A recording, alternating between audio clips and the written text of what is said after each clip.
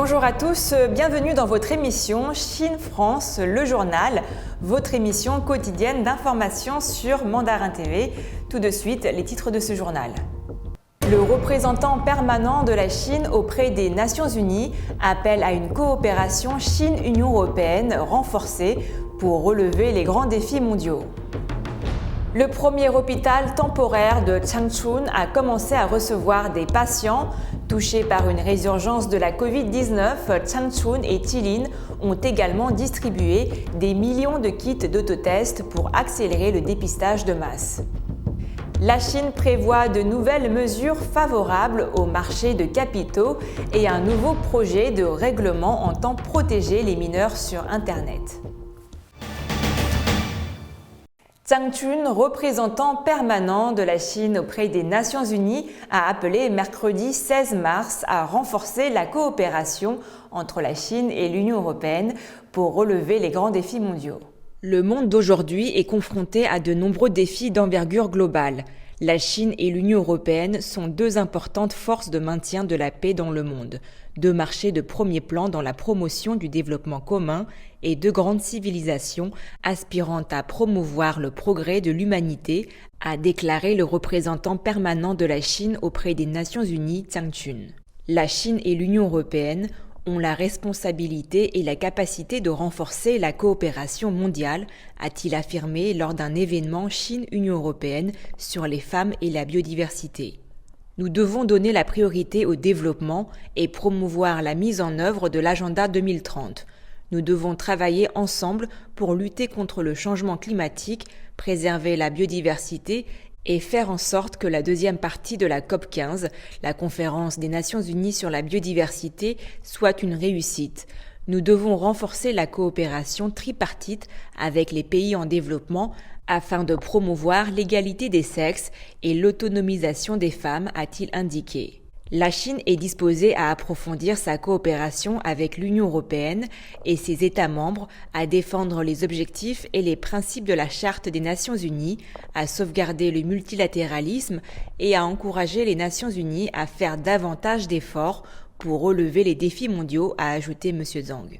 La province du Jilin, dans le nord-est de la Chine, est sérieusement touchée par une vague de Covid-19.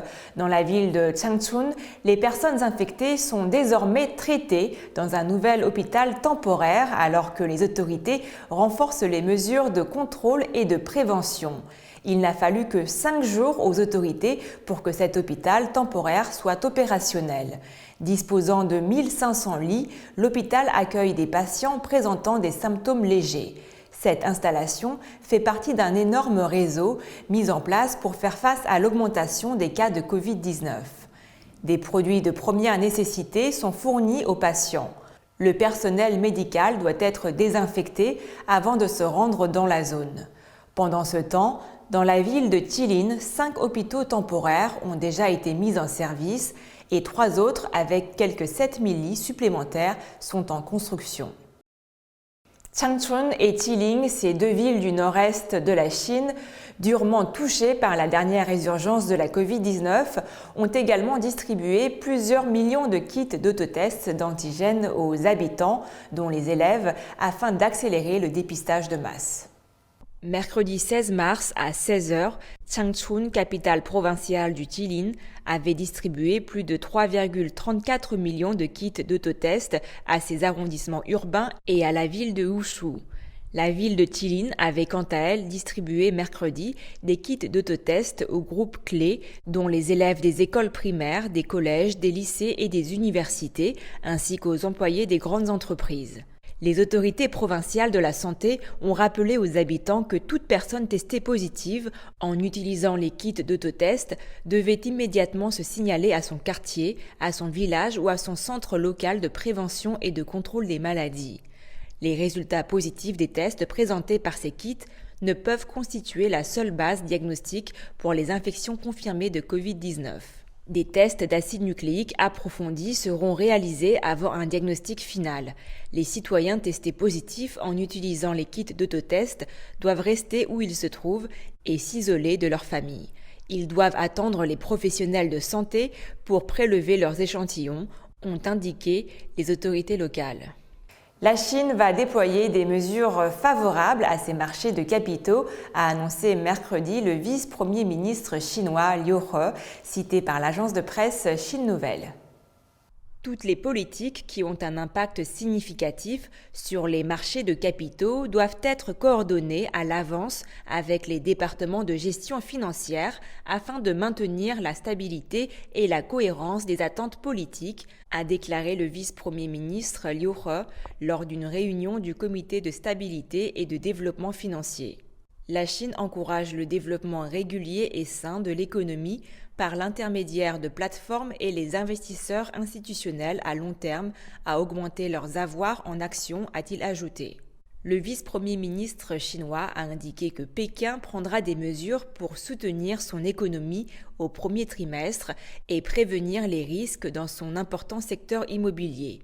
Les pourparlers entre Chinois et Américains sur les entreprises chinoises cotées à Wall Street ont par ailleurs progressé et les régulateurs travaillent sur des plans de coopération spécifiques, a déclaré Liu He, ajoutant que le gouvernement continuera à soutenir les entreprises souhaitant entrer en bourse à l'étranger.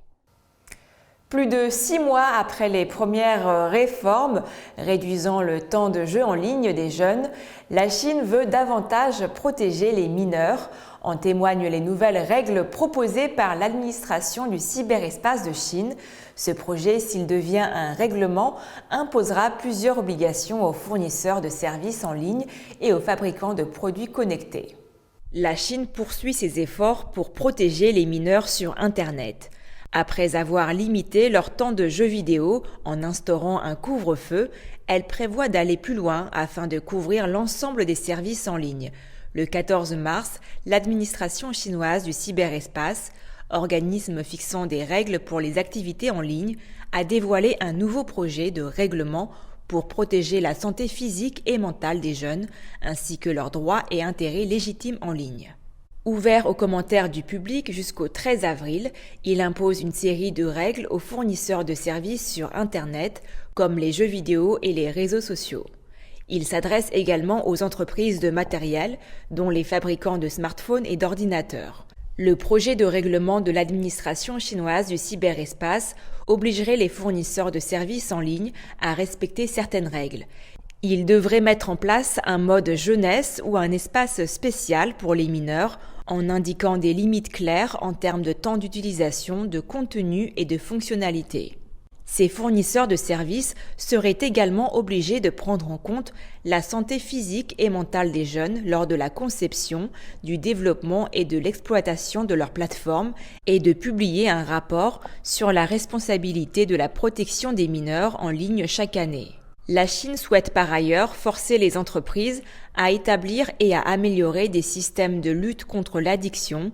Dans le cas des jeux en ligne, l'objectif est non seulement d'éviter que les jeunes deviennent dépendants, mais aussi de les empêcher d'accéder à des contenus ou à des fonctions du jeu susceptibles d'affecter leur santé physique et mentale. Concernant les entreprises de matériel informatique, elles seraient tenues d'installer un logiciel de protection pour les mineurs avant de lancer leurs produits sur le marché ou de fournir des instructions d'installation claires et visibles pour les jeunes utilisateurs. Les vendeurs de ces appareils seraient eux obligés d'informer les utilisateurs de l'installation du logiciel de protection ainsi que des canaux et méthodes d'installation. C'est la fin de votre émission. Merci à tous de l'avoir suivi. N'oubliez pas de vous abonner à notre chaîne YouTube et pensez également à activer la petite clochette de notification pour ne rien rater. Très belle journée ou très belle soirée à tous.